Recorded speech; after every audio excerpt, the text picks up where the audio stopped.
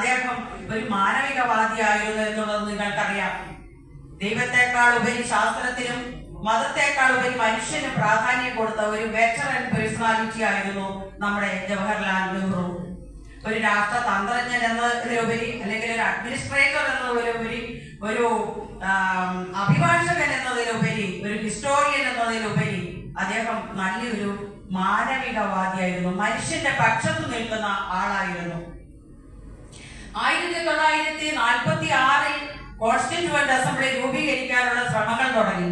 1946 December 6 അതിന്റെ തീരുമാനമായി. അപ്പോൾ കോൺസ്റ്റിറ്റ്യൂവന്റ് അസംബ്ലിയിലേക്കുള്ള അംഗങ്ങൾ ഇന്ത്യയിലെ വിവിധ വിഭാഗങ്ങളുടെ റെപ്രസെന്റേറ്റീവ്സ് ആയിരിക്കണം. ഒരു ട്രൈബൽ സൊസൈറ്റിയെ പോലും അതിൽ നിന്ന് മാറ്റി നിർത്തരുത് എന്ന് ജവഹർലാൽ നെഹ്റുവിന് നിർബന്ധമുണ്ടായിരുന്നു. എല്ലാ വിഭാഗത്തിൽപ്പെടുന്നവരും അതിലേക്ക് വരണം. അത് തെരഞ്ഞെടുപ്പിലൂടെ വരണം. അങ്ങനെ തെരഞ്ഞെടുപ്പ് വന്നു. ഇപ്പൊ കാണുന്ന പോലെയുള്ള ഡയറക്റ്റ് ഇലക്ഷൻ അല്ല. ഈ ബ്രിട്ടീഷ് പ്രൊവിൻസുകളിലും നാട്ടുരാജ്യങ്ങളിലും ഒക്കെ തെരഞ്ഞെടുത്ത് വെച്ചിരിക്കുന്നവർ അവരുടെ റെപ്രസെന്റേറ്റീവ്സിനെയാണ് കോൺസ്റ്റിറ്റ്യൂവന്റ് അസംബ്ലിയിലേക്ക് പറഞ്ഞു വിട്ടത്. അങ്ങനെ BR അംബേദ്കർ ബോംബെ പ്രൊവിൻസിൽ നിന്ന് ആദ്യം മത്സരിച്ചു, പരാജയപ്പെട്ടു അദ്ദേഹത്തിന്റെ പാർട്ടി. പിന്നീട് ബംഗാളിൽ നിന്ന് മത്സരിച്ച് അദ്ദേഹം വിജയിച്ചു. അങ്ങനെ ഡിസംബർ 9 ഫസ്റ്റ് സെഷൻ കൂടിയപ്പോൾ BR അംബേദ്കർ കോൺസ്റ്റിറ്റ്യൂവന്റ് അസംബ്ലിയിലുണ്ട്. അതിനുശേഷം 1947 ഇന്ത്യ വിഭജിച്ചു. നിങ്ങൾക്കറിയാം അല്ലെ? ഏതൊക്കെയാണ് ഇന്ത്യ വിഭജിച്ചത്? പാകിസ്ഥാനും ഇന്ത്യയുമായിട്ട്.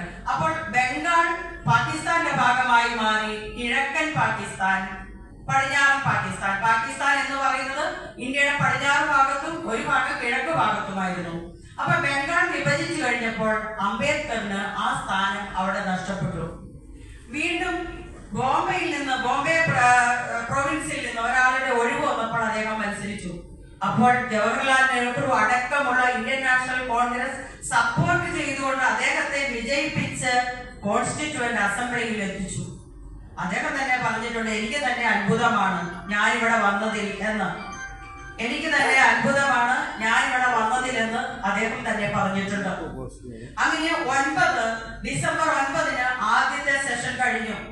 5 ദിവസം കഴിഞ്ഞ് 13-ാം തീയതി അടുത്ത സെഷനിൽ ജവഹർലാൽ നെഹ്റു അദ്ദേഹത്തിന്റെ ഒബ്ജക്റ്റീവ് റെസൊല്യൂഷൻ അവിടെ അവതരിപ്പിച്ചു. എന്ന് പറഞ്ഞാൽ ലക്ഷ്യപ്രമേയം അവതരിപ്പിച്ചു. എന്തായിരിക്കണം ഇന്ത്യൻ കോൺസ്റ്റിറ്റ്യൂഷൻ, അതിൽ എന്തൊക്കെ ആയിരിക്കണം പ്രധാനപ്പെട്ട പ്രിൻസിപ്പിൾസ്, അതിന്റെ തത്വങ്ങൾ എന്തൊക്കെ ആയിരിക്കണം എന്നതായി. അദ്ദേഹം ഒരു മാനവികവാദിയായിരുന്നു എന്നുള്ളത് നിങ്ങൾക്കറിയാം. ദൈവത്തെക്കാൾ ഉപരി ശാസ്ത്രത്തിനും മതത്തെക്കാൾ ഉപരി മനുഷ്യ